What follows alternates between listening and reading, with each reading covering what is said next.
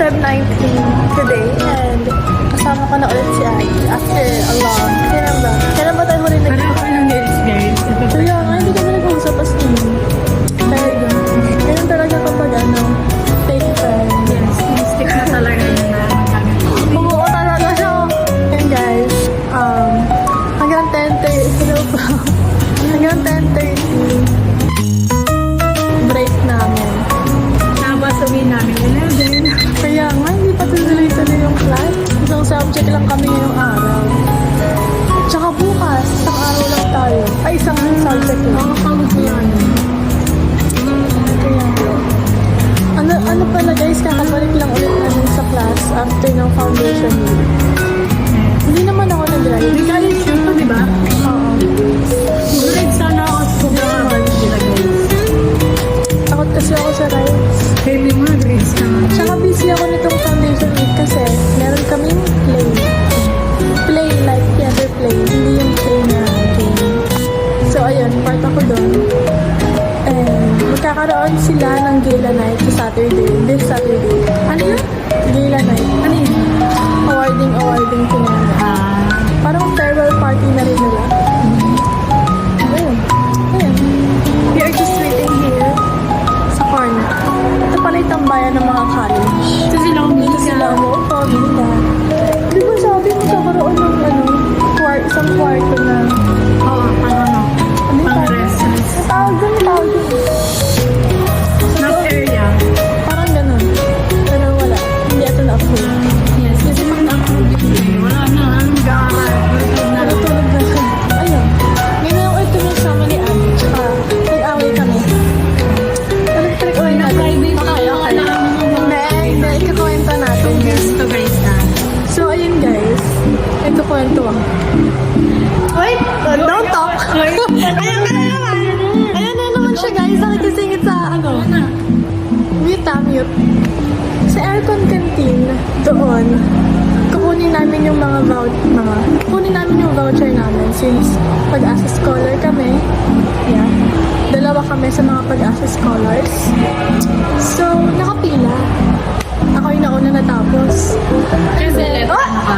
Shh! Mute! Kasi letter ano ka? Hey! Ikaw, T. Yes. Ako na. Ako na natapos. Tapos siya naman, hindi naman siya nag-ask na antayin ko siya.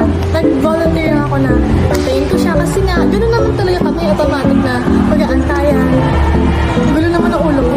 Tapos, may sakit ata siya noon or may regla. Basta wala siya sa... Wait, mayroon akong sakit. Nalagdat ako. Okay. So, ayun, may sakit siya. Okay. Iniintindi ko. Kahit na kinakausap ko siya, tapos parang wala siyang kibo. Pinapalampas ko yun. So, nung siya na, hindi tapos na. So, nung paalis na kami ng air condition kanina, gumanan lang ako saglit sa likod. Tapos pagharap ko, wala na siya. Doon, ayun yung side ko. Hindi ko alam kung saan ka napunta. So, dahan-dahan pa nga ako lumabas nun kasi para tawagin mo ako if ever. Tapos ayun, nag-bad trip ako. Nano ko talaga yung utak ko, nahayaan mo na, sakit na, gusto. Hindi ko na lang siya kakausapin muna. Didistansya muna ako. Ganun naman kasi baka kasi pag nag-usap kami lalo, baka sumabog yung friendship namin. Ikaw, ano side mo? Okay, sa akin naman. After ko makuha. Interview to eh. Go. After ko makuha yung voucher namin. Direct na ako doon. Tapos, hindi ko kasi siya nakita. Kaya ang ginawa ko, after ko bago ko lumabas, nakita ko yung kaibigan niya si Ate Ching. Ano ka pumunta? Pumunta ako kay Ate Ching. Nasa loob ba rin yung aircon gabi? Hindi may upuan. Yun. Kaya po, siguro ako sa kanya.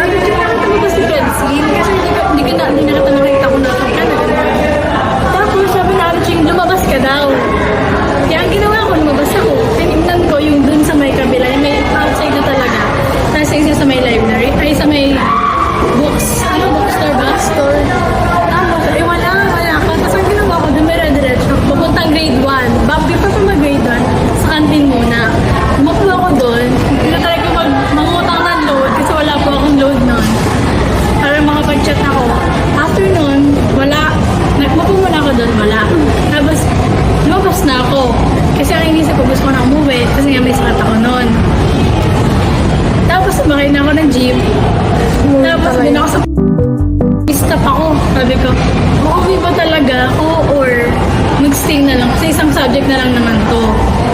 Ang ginawa ko na lang, dahil naisip ko yung mama ko, umuwi talaga. Bumalik ako ng school.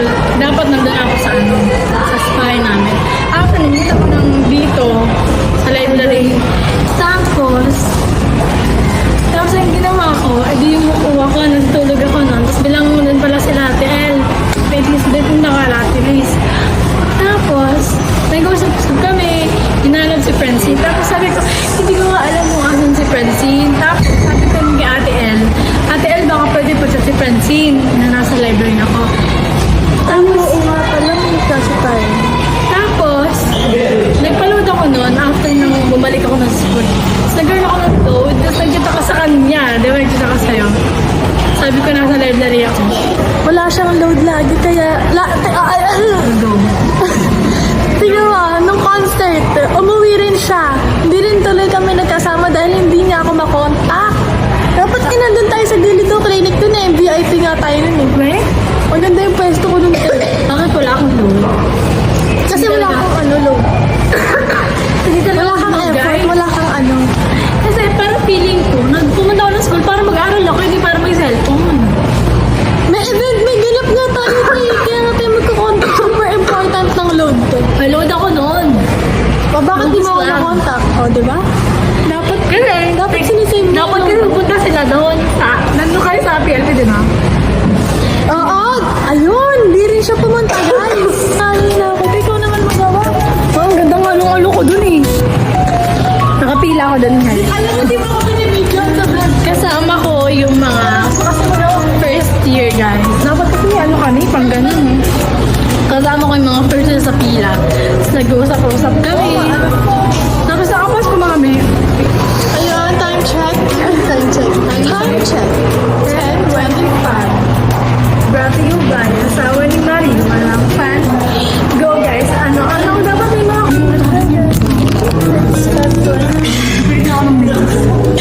Sabi ni, hindi alam mo nung nagpa-stay. Mag-attendance lang ako. 3 class lang. Isang subject lang ulit ko. ako na sila sa'yo namin ni scholar. Kumaya na lang guys. Let's see kung anong naka-assessment namin for mag-aasikaso pa ang requirements sa scholar. Arte ko pa salita.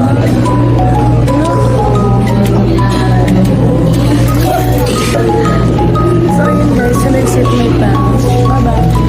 Bye-bye. So may nasusunog daw sa elementary school. Ano? Registrar! Registrar! Registrar! Yung nga pala. Yes, so... Hindi ba ba yun? So yung tumatawa, ito ba ba? Doctor nung... Ako nung enrollment. Anak sa kanila kali. Thank you po. Wrong window.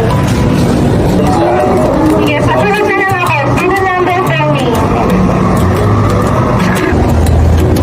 Halika na lang sa bukas, ha? And then, wala yung list nyo.